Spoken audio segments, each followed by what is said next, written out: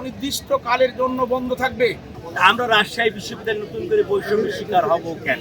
আর আমরা দেখি সব এর ভিতরে যারা আসছে এর অনেক বহিরাগত ছাত্র। মাননীয় উপ-উপাচার্য মহোদয় যে ব্যবহার করেছে বাংলাদেশের ইতিহাসে একটা জঘন্য কাহিনী। আর আমরা দেখি সব এর ভিতরে যারা আসছে এর অনেক বহিরাগত ছাত্র। আমাদের যে সামান্য একটা দাবি ছিল শিক্ষক অফিসার কর্মচারীদের, সেটা তো পূরণ হয়েছেই, কিন্তু কাদের ইন্ধনে তারা এই কাজটা করছে আমরা জানি না। তবে এর সুষ্ঠু বিচার না হওয়া পর্যন্ত সমস্ত ক্লাস পরীক্ষা অনির্দিষ্ট কালের জন্য বন্ধ থাকবে এবং আমরা তাদের দ্রুত বিচার চাই।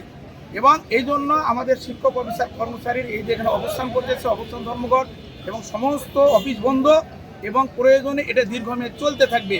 দ্রুত এই ব্যবস্থা নেওয়ার জন্য এবং জাতির বিবেকের কাছে সমস্ত বিশ্ববিদ্যালয়ে যারা ভিসি প্রভিসি মহোদয় আছেন তাদের অনুরোধ জানি এর জন্য একটা প্রতিবাদ সব বিশ্ববিদ্যালয়ে এই সমস্তর জন্য যারা শিক্ষক অফিসার কর্মচারী সমস্ত বিশ্ববিদ্যালয় থেকে তারা একটা প্রতিবাদ করা উচিত, পুরো জাতির সামনে তুলে ধরা উচিত।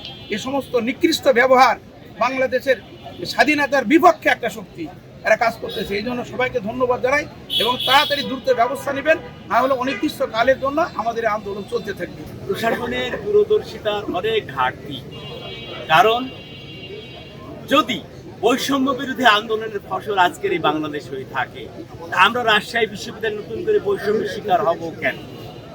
এই জবাব প্রশাসনকে দিতাম।